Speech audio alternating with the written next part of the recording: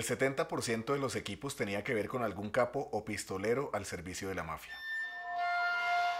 Algunos de los grandes jugadores de la historia del fútbol colombiano no tienen que agradecerle nada al gobierno, pero sí a muchos varones de la droga. El narcotráfico pudo enfrentarse con fuerza a una mafia igual de poderosa, o tal vez más, la de quienes manejan el fútbol suramericano desde Argentina, Paraguay, Uruguay o Brasil.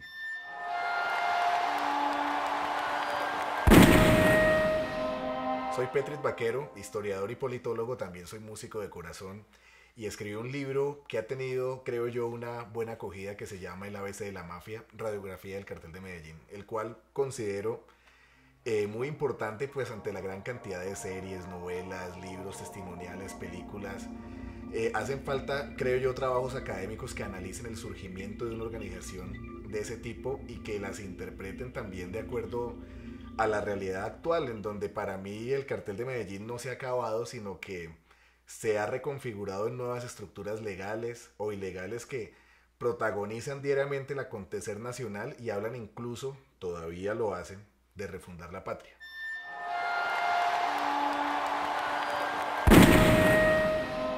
Sin duda alguna que el narcotráfico transformó por completo a Colombia, pues la estética de las ciudades con construcciones de gran lujo y medio boletosas, la misma estética de muchas mujeres, el auge de cierta música y cierto comportamiento que algunos podrían llamar como traquetoide, entre muchas otras cosas, se manifestaron por completo en el país.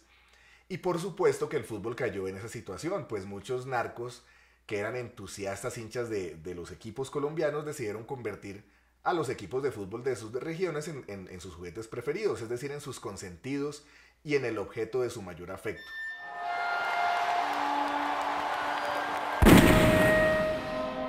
Así, el narcotráfico se tomó sin duda alguna al fútbol colombiano en su momento, y pese a las denuncias de algunos periodistas, mientras otros periodistas también pues estaban recibiendo sueldo de los narcos como políticos, empresarios, etcétera, etcétera, etcétera. Y a pesar también de investigaciones profundas como las del ministro asesinado Lara Bonilla, es indudable que los grandes capos se hicieron dueños de los equipos de fútbol en Colombia y trajeron a nuestro país el mejor fútbol del continente, sin duda alguna. Y vale la pena preguntarse si eso valió la pena, si fue bueno.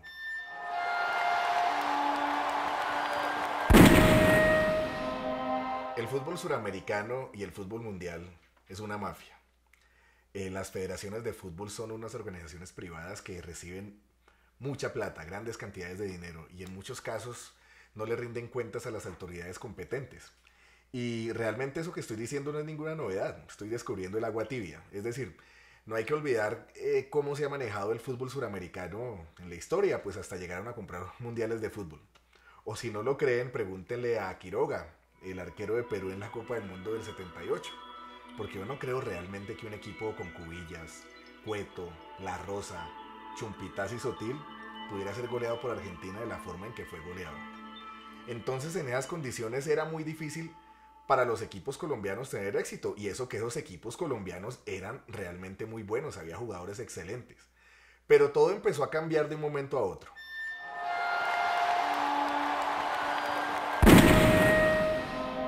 Y es que los árbitros y dirigentes de otros países sabían que con los colombianos había que hacerse pasito.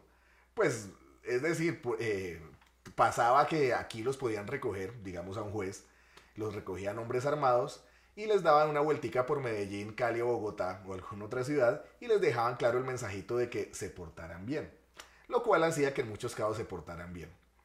Esto obviamente no es motivo de orgullo ni es una oda a ese tipo de acciones criminales, delincuenciales, pero sí es una verdad que implicó que los arbitrajes contra los equipos colombianos empezaran a ser bastante diferentes.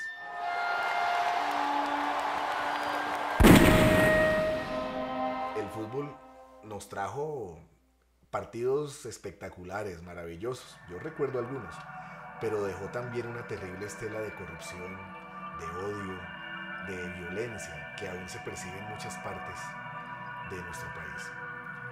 Es cierto que teníamos tal vez uno de los mejores equipos de la historia del fútbol suramericano, pero estábamos inmersos en un contexto bastante complejo en el que tal vez el fútbol de Colombia, el fútbol que se practicaba en el país, era mucho mejor, mucho más grande que la mentalidad del país. No obstante lo anterior, esos grandes jugadores que hubo en ese momento fueron fueron también los grandes pioneros que dejaron cosas muy importantes y siempre habrá que reconocerlos. Aunque no hay que negar que el narcotráfico allí tuvo mucho que ver, pues se metió, como en tantas cosas, en la realidad social de nuestro país, en tantas cosas. El fútbol fue una de esas cosas. Y hay que tener en cuenta una cosa, ese narcotráfico sigue estando ahí, hacia algunos no lo sepan, o peor aún, hacia algunos no les importa.